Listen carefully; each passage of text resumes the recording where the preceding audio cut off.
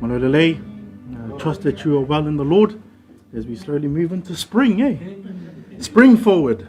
Praise the Lord for His grace and mercy. And what a blessing it is for us to gather this evening. Let me begin with a word of prayer, and then we will head into our short devotion for this evening. Let us pray. Father, we thank you that you are faithful, that your faithfulness is from everlasting to everlasting. Your faithfulness over us as we continue to pilgrim in this world, your grace and mercy that you continue to show us, so undeserving, but yet by your Son, Jesus Christ, we're able to enjoy these blessings of being forgiven, of having grace covering us, Lord. We fall short daily of your glory. And Lord, all we ask, Father, is that you continue in your faithfulness, sanctify us to the image of Christ, your Son. And we know that the sanctification comes by the reading of your word, as the Messiah prays in John 17:17. Therefore, Lord, as we go through our devotion today, may it sanctify us. May it remind us of our position in Christ. May it remind us of who we are in Christ. These things we humbly pray and ask in and through your Son's name, Jesus Christ. Amen. Please turn your Bibles to Psalm 139. Psalm 139, and we'll be looking at verses 13 and 14. For our Samoan Bible readers, Salamu Selau Tolu Sefulu Viva, Vai Upu Sefulu Tolu, Ile Sefulu Fa. Psalm 139, verses 13 to 14. Salamu Selau Tolu Sefulu Viva, Vai Upu Sefulu Tolu, Ile Sefulu Fa. And just as you're turning there, a quick recap of what we've covered so far in the psalm. Now, we know that the psalm has been written by King David, and we've been going verse by verse unpacking this beautiful psalm. And remember that the psalm is a poem. It's a metaphoric, is a imagery of David writes, and he explains in this psalm the omniscience of God, that God is all-knowing. And we found that out in verses 1 to 6. That God is very thorough in his knowledge of man. We also went into verses 7 to 12, and here David attempts to explore God's omnipresence, that God is everywhere, that despite the distance, despite the height and how low it is, that God is present. And we finished off verses 11 and 12, noting that nothing is hidden from God, that even the darkest things that we tend to hide is also revealed, or God still sees. And our text for this evening comes from Psalm 139, verses 13 to 14. And the title of this evening's devotion is Fearfully and Wonderfully Made. It's a known verse, or these two verses is well known. And there are 2 points that I would like for us to consider from these two verses.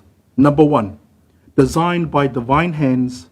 And number 2, fearfully and wonderfully made. Designed by divine hands, fearfully and wonderfully made. In church, as we open Psalm 139 and as we look into these verses, we go into the most intimate and powerful reflections of the human person that's ever written. These verses reveal how God is deeply involved in his creation. Psalm 139 reminds us that we are not here by accident, that every life is a miracle, handcrafted by God, who is all-powerful and all-knowing. And understanding that we are fearfully and wonderfully made allows us to set our true identity and worth in Christ, changing the way we view ourselves and also the way we view one another. Today, the 2 truths I would like for us to consider are both found in verses 13 and in the beginning of verse 14. We will start at verse 13, then make our way to verse 14, before ending our time with encouragement, then going into our time of corporate prayer. Can I ask our Samoan Bible readers, please, to read Salamu Selau Tolu Sefulu Viva, Vai Upu Sefulu Tolu, Ile Sefulu Fa, followed by our English Bible readers, Psalm 139, verses 13 to 14. Our Samoan Bible readers, please. Ia.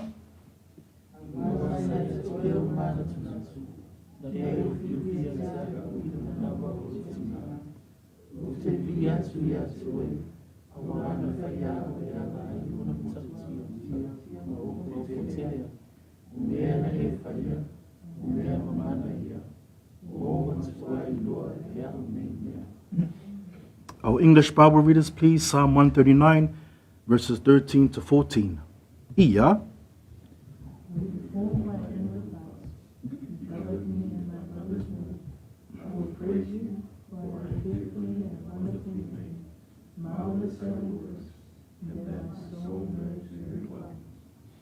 In the ESV, for you formed my inward parts, you knitted me together in my mother's womb.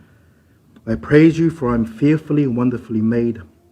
Wonderful are your works, my soul knows it very well. We start with verse 13, for you formed my inward parts, you knitted me together in my mother's womb.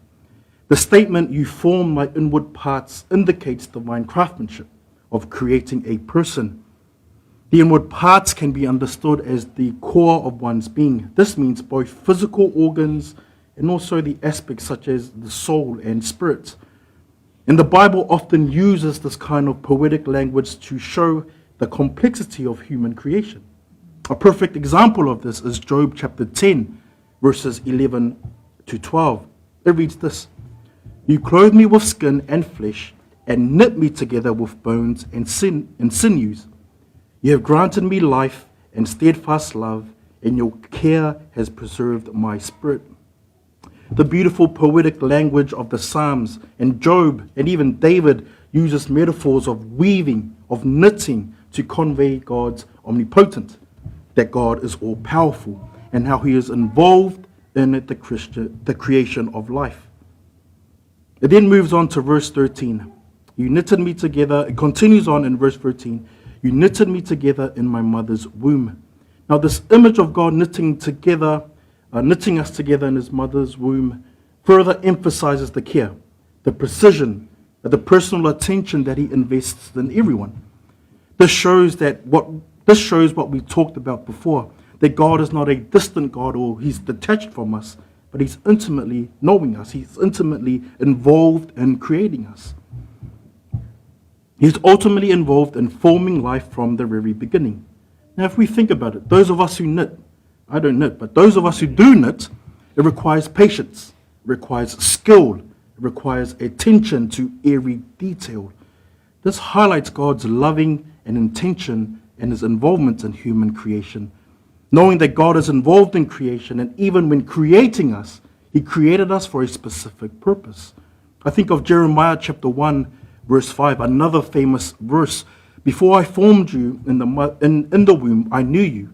And before you were born, I consecrated you. I appointed you a prophet to the nations. Now, I also like to put a stamp in there too. We may not be all called to be a prophet to the nations, but we are called to be faithful in the areas that we are in. We are called to be faithful as a husband to a wife to a husband, a daughter to a mother to a daughter. In these fields, God has created us and purposefully put us in these spaces. We ought to be faithful in these spaces too. Jeremiah chapter 1 verse 5 emphasizes the attribute of God, that he is all-knowing and omnipotent, all-powerful in his sovereignty. That before Jeremiah's birth, he had a calling. Every individual is not only known by God, but created with a specific purpose in mind. This verse follows through the attributes of God that we have covered. He knows us right through and through. He knows us thoroughly. Our thoughts, our feelings, and needs. God knows us better than we know ourselves. And this is the running theme of God's complete knowledge of humanity. Brethren, how do we respond? Knowing that you were knitted together, knowing that God's very hand has woven you together. How do we respond? One of the ways that we can is we can have deep trust in him when faced with challenges and uncertainties. But another way to respond is the same way David did in verse 14. And this is what it reads. I praise you, for I am fearfully and wonderfully made. Wonderful are your works. My soul knows it very well. David's beautiful response to this is worship. I praise you. Notice there that it's the I. It's personal. It's not, oh, Brother Ian, can you praise God because I'm fearfully and wonderfully made? No, it's I will praise you, for I'm fearfully and wonderfully made. This shows David's personal response to God, who who has intimately known him and created him. Now, verse 14 in its context talks about the creation and the complexities of the physical human body. And there are words that I would like for us to look at. And these words are fearfully and wonderfully. The word fearfully comes from the Hebrew word yareh, and this means to fear, reverence, honor, and respect. The other meaning which I believe suits this context is stand in awe. Important to note that as David sits, understands that God is all-knowing, understanding that he is all-powerful, understanding that he was woven together by God and knitted together in his mother's womb, David is in awe. David is in reverence of the skillful creator, his knitting him together, the very vessels that carry his blood cells to the heart, the way his mind is created to control every movement he makes, controlling emotions, etc. I mean, even just me thinking about it, for us, I'm in awe. Because even limited to what I do know, there are more deeper things that the human body has that even scientists or the greatest researchers in the world haven't unpacked. And this is David's response to that. Standing in awe, standing in reverence because God has fearfully and wonderfully created him. The second word I want us to focus on is wonderfully. Now, I know we would use this term to describe things, man, that's a wonderful war there. That's a wonderful time we had together in this time of fellowship. But in Hebrew, the word wonderful means distinct. This word means separated. This word means set apart. Everyone was foreseen by God, created by God, by his powerful hand. And his all-knowingness has created and set apart. We are set apart by God for a purpose. And praise the Lord that we have a purpose for God, that he didn't just put us there and go, cool, go figure it out. That we didn't just fall out of air. That God created us, knitted us together, but even in the knitting and putting together, he created us uniquely. He created us for a purpose. And that's even one thing too. If we look at our DNAs, if we look at our fingerprints, you guys have 5 fingers, I have 5 fingers. But every single person in here has a unique DNA, has a unique creation of the human body that's not the same to anyone else. Think about it. Everyone in the world. A wonderful response to God's all-knowingness, his omnipresence, and his omnipotence is one full of praise. And he ends verse 14 with these words, wonderful are your works, and my soul knows it very well. A family, we don't need to go across to the other side of New Zealand or the other side of the country to marvel at God's creation. We can, and I'm not saying that we can't, but I'm reminded here in Psalm 139 verses 13 to 14 that part of his wonderful creation, part of his skillful knitting and craftsmanship is us. It's you. It's me. It's our tinas, it's our tamas, our aunties and uncles, our kids, our wives and our husbands. So family, what does that mean for us today? Number 1, trust in God's design. When you face uncertainty, hardship, or identity struggles, or is starting to get overwhelmed by the life circumstances, remember, you were knitted together by God's hand. You are not overlooked. You are not forgotten. Number 2, respond with worship. Like David, how he stood back and was in awe of the God that has knitted him, put him together, that every minor detail of the human body be knitted together by God. His response was worship. I praise you, for I'm fearfully and wonderfully made. I pray that this truth settles deep into your soul, that when times of uncertainty and times of struggles do come through, that you are reminded that you are fearfully and wonderfully made, that God created you on purpose, for a purpose, and that's for his glory. So again, trust in God's design. Number 2, may we respond with worship. I'll pray to end this time off in prayer. Then we'll hear a song from our worship team before our time in corporate prayer. Let us pray. Father, we thank you again for the truth of your word.